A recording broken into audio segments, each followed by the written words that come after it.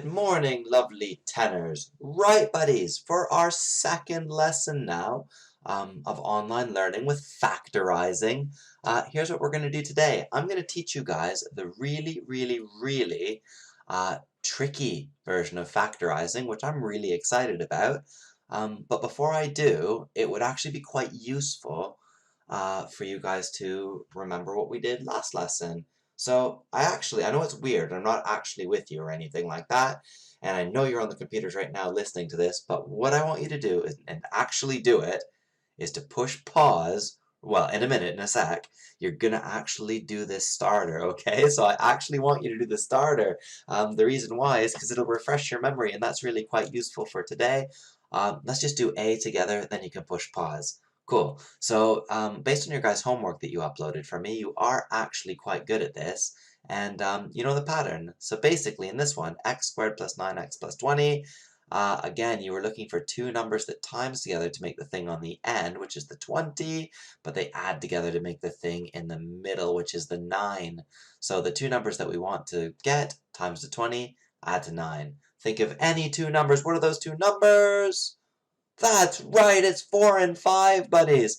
And then that allowed you then to go right to the final answer, x plus 4, x plus 5, which actually does indeed equal that thing above if you were to times it out. X squared plus 5x plus 4x is plus 9x plus 20 like a boss. So pause the video right now, finish these next 5, and go. Pause.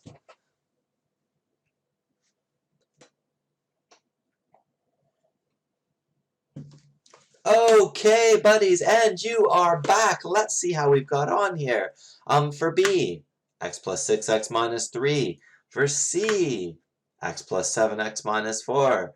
For D, x plus 6x minus 4. And for E, it was the hardest. Does anyone remember what that is? If you have a squared number, because x squared is a squared number, and 64 is another square number, and there's a minus in between, well, it is a difference of two squares. You square root each of them. You square root the x squared, giving you x.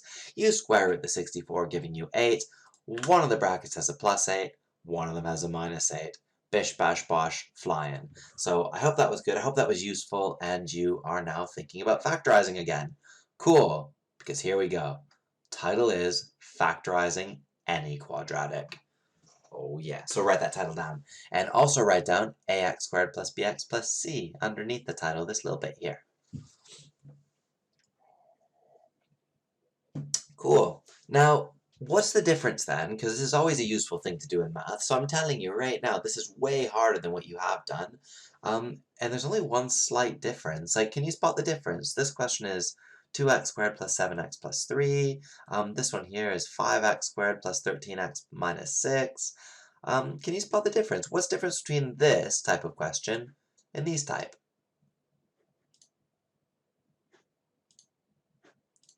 That's right, buddies! These ones have something touching the x squared. And while that seems like it's just silly, it makes no difference at all, it actually makes these questions way trickier.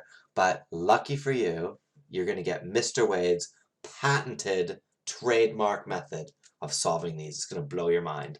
Cool. It's almost the same. It's just got a few extra steps. So just like last time, whatever the number that is touching the x, they have to add to that. Add to this. So add that on your little thing that you've just done as well. Write down that they have to add to this. But there's one step harder on this. When there's a number touching the x squared, there's a first step. And the first step is just to take the number that's touching the x squared, times it by the number at the end. So you times these. Okay? And then they have to multiply to make this answer. To make this answer. Now, here we go, buddies. It's weird saying it with just letters and trying to describe it, whereas it's way easier just to show you. So here we go. We're all ready. Can I scroll down? Yeah. Okay. So here's what we're going to do. Check out this first one. You're going to need to have a good amount of room underneath it. Probably at least probably six lines, I'd say, underneath it, because it is a big question, this. And it's 2x squared plus 7x plus 3. Ready, ready? Good. Okay, here's how it works. Step one is because there's a 2 in the front, this is a hard question, okay? So unfortunately, it's not an easy one anymore. The first step is you're going to take this 2 and you're going to multiply it by the 3. This is the new extra step that we have to do, which means the number that they times 2, my buddies, the number, oh gosh, what am I doing? This is terrible writing. The number that they times 2, buddies, is this. 2 times 3, 6. The number they add to is the same though. They still have to add just to make 7, the number in the middle, so there's no change there. So the only difference was we took the first number and we times it by the last number. Now you can pretty much ignore the question. Just tell me, what are the two numbers that times to make 6 but add to make 7? That's right, buddies. It's definitely 6 and 1. So let's do it. 6 and 1 are the two numbers that pull that off. 6 and 1. Now, here's where it's a little different too. What you do in the next line now is you copy down 2x squared, just like it was in the line before. But you see this 7 term. Instead of having plus 7x, we're going to instead have plus 6x plus 1x. And then you copy the plus 3. So in other words, what I've done, buddies, is I've taken the 6 and the 1, those special numbers that you just determined for me at the start, the 6 and the 1, and rather than writing plus 7, which is what it was in the line above, I just used the 6 and the 1 to write plus 6x plus 1x. Then I copied the plus 3. Does everyone follow? All I did was switch the 7 out for a plus 6 and a plus 1. The reason why I did that is because those were the numbers that came out of this thingy. Cool, cool, cool? Right. So here's where it gets exciting. Something magic is about to happen, buddies. Check it out. The first two terms are guaranteed to factorize. So tell me, what is common among 2x squared and 6x? Well, number-wise, 2 is common, so we'll put it. And this one has, the first term has an x squared, and the second term has an x. So they both have at least one x, so that goes there.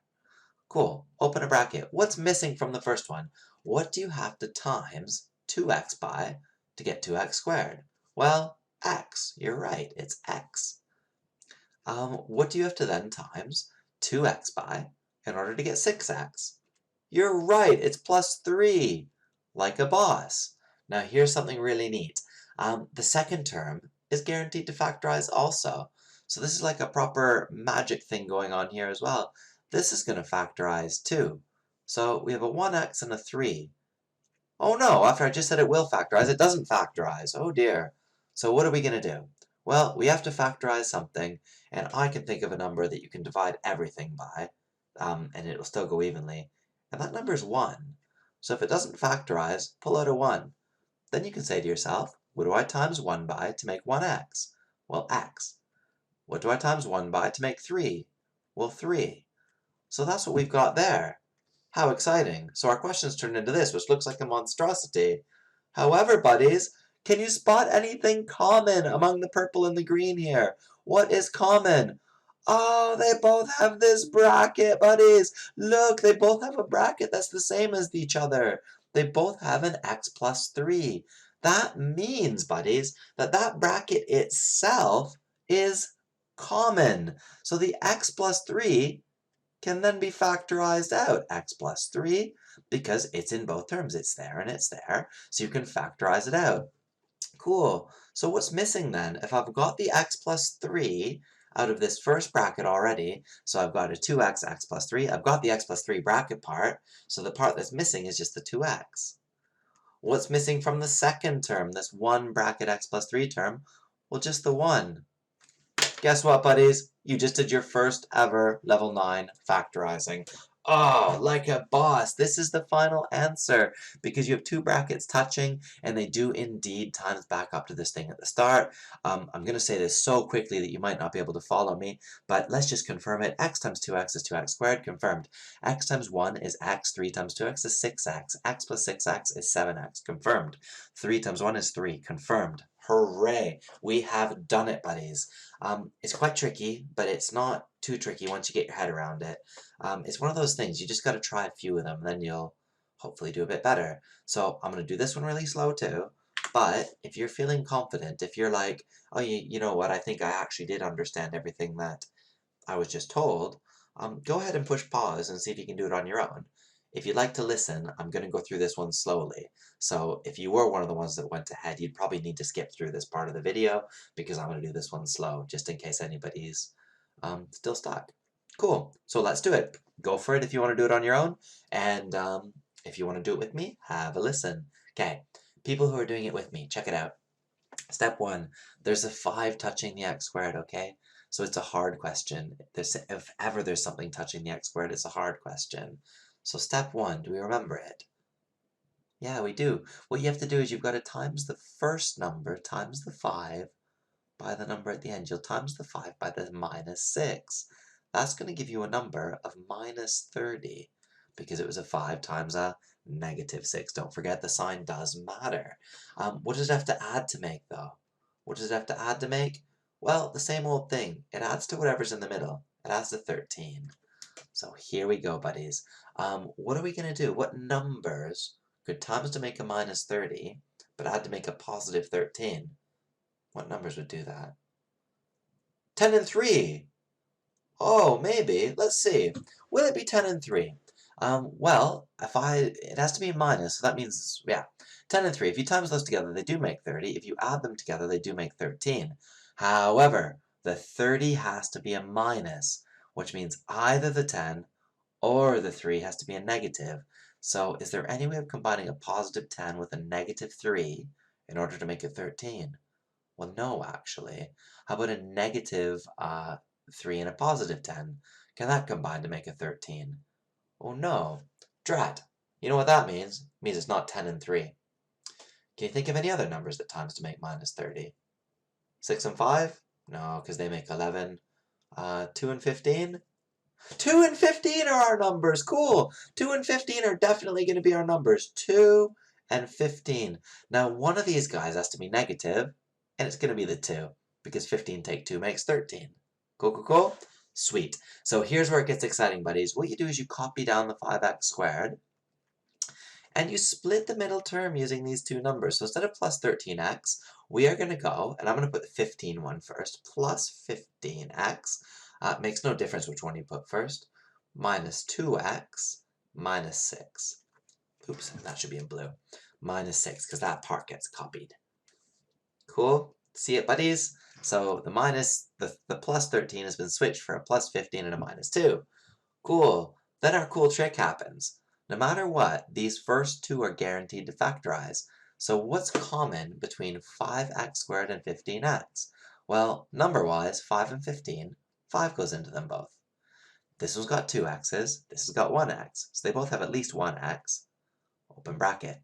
What do you times 5x by to get 5x squared? X. What do you times 5x by to make 15x? 3. Beautiful. That's it. Now, second bit, buddies, what we're going to do again here, let's get to red. I'm going to make this the most clashy slide you've ever seen. What do we do here with the red? Well, we're going to go and check these guys out and see if there's anything common here. We have a minus 2x and a minus 6. Anything common? Well, 2's common, but not only is 2 common, because the first number is a negative, you should take a negative 2. Cool? Grab a negative 2 because that was negative. Because this was negative, we'll take this as negative. Cool? Right. Open bracket. What do you times minus 2 by to make minus 2x? Well, just the x. What do you times minus 2 by to make minus 6? Well, just the plus 3. Because now look, buddies, we're totally onto a winner again. What is common among these whole terms? Well, you've got an x plus 3 there and an x plus 3 there. So it's the thing that's common, x plus 3. What's missing from the very first one? Well, from the first one, what's missing is just the 5x. From the second one, what's missing is the minus 2. Absolutely sick. Hard, hard, hard, but I hope that you're getting the pattern of it. Are you getting the pattern, kinda? Are you guys thumbs middle or thumbs up, largely, I hope? I wish I was there to do this in person, but I hope that you're thumbs middle or thumbs up. So that's it, okay? The only trick is remember to times the first thing out and to split the middle term. Cool? Here's a hard one. Okay, oops. this one here, 4x squared plus 10x plus 4. I'm going to level with you. There's a shortcut here. Look at 4x squared, 10x, and 4. Do you see anything common before we actually go about doing the strategy to this? Can you see anything common between 4, 10, and 4? Does anything go into all of those? That's right, a 2 does. You see what I mean? 2 goes into 4, and 10, and 4. Which means we can actually factorize a 2 out in the old-fashioned boring way. So it'll be 2 bracket 2x squared plus 5x plus 2. Are you happy with that, my buddies? Good, because now it's back into the hard stuff. So here we go. There's a number touching the x squared, so it's a hard question. Take your 2, and you're going to times it by the 2 at the end to give 4. So we're looking for two numbers that times to make 4, but they always just add still to make the number in the middle, to add to make 5. So what are the two numbers that times to make 4 and add to make 5? Well, it's not 2 and 2, so it's 4 and 1. That's right, 4 and 1. Cool. Next line. You're just going to copy this 2, and you're also going to copy the bracket. Then you're also going to copy the 2x squared, but you're going to split the middle term. So here we go. It's going to be plus 4x plus 1x. Then you're going to copy the plus 2 again, and then you're going to copy the closed bracket, and that's the first step. So even though there's a 2 in a bracket outside, it doesn't actually change the question too much, because all you end up doing is copying it. Copy, copy, copy. And these guys here, again, guaranteed to factorize. Two numbers that times 2, or sorry, not two numbers that times 2, I mean, what's common among 2x squared and 4x? Well, 2 is, and so is x. What does that leave you with? Well, x plus 2. Cool. This one here, my buddies, what you're going to get on it is you have a plus 1x and a plus 2. Nothing goes in, but you have to take something. So take a plus 1. Cool. What do you times 1 by to make 1x? Well, x. What do you times 1 by to make 2? 2. Close bracket. Close blue bracket. Cool? Next line. Copy the 2, copy the bracket. What's common amongst the purple big term here, this whole big purple term, and the whole big green term? What's common among them? Well, it's the bracket itself, isn't it? It's the bracket itself. So with the bracket itself, you're going to have an x plus, ooh, what's happened? You're going to have an x plus 2. So, ooh, two brackets touching each other, weird. X plus 2. And then what's going to be in the other bracket? Well, it's the 2x that was missing from the first one, and it's also the plus 1 that was missing from the second one. Close blue bracket, close other blue bracket. Cool! Final answer then, buddies, is this outer bracket isn't necessary. The big bracket that's got the two little brackets in it isn't necessary, so let's just bin it off. 2, bracket, x plus 2, close bracket, open bracket, 2x plus 1. Bish bash bosh, that's the answer. You've solved it. Cool. Now, those are really hard. You're going to need probably a couple lessons to practice on this. Make sure your skills are really good in it. Please ask me for help on the comments, because I'll try to be on the show my homework comments at the same time that you're in lesson tomorrow. And if you want help, I'll help you with it. Here's what I'm going to get you guys to do, and it's a bit funny, but I don't think that we need to have a separate activity or anything. What I'm going to do here is I'm just going to get to this screen here, buddies. Oops. Yeah, and hopefully you can see that all right. And what we've got here is 8 questions here of kind of the regular old hard ones. And then we've got 2, 4, 6 really, really hard questions, okay? All I want you to do is I want you just to pause, and this is for the whole rest of the lesson, okay? What I want you to do is I just want you to pause the screen here in a moment. I'll say goodbye to you, but then you should pause the screen. Pause the screen here, and please have a go at every single one of these questions. You're going to probably, what I want you to do is I want you to work a little bit collaboratively. So that means when you finish a question, please do check with your neighbor that you have got the question right, okay? So look over each other's shoulders to make sure that you're on the right track. If you find that you're all not on the right track, what I would suggest that you do is have a look up for them on the online textbook and see if you can have a look through the online textbook, because on the online textbook you'll have the answers in the back of the book, but I don't think that'll be necessary, because I think among you guys will have enough of an idea to to figure these ones out together. So all I want you to do then, buddies, pause this screen. As soon as I say goodbye, I'll leave the video going for 3 or 4 more seconds so you can pause the screen. And that's it from me. So have a lovely weekend. I'm looking forward to seeing you again in person next Friday. But yeah, that's it for now. So bye, lovelies!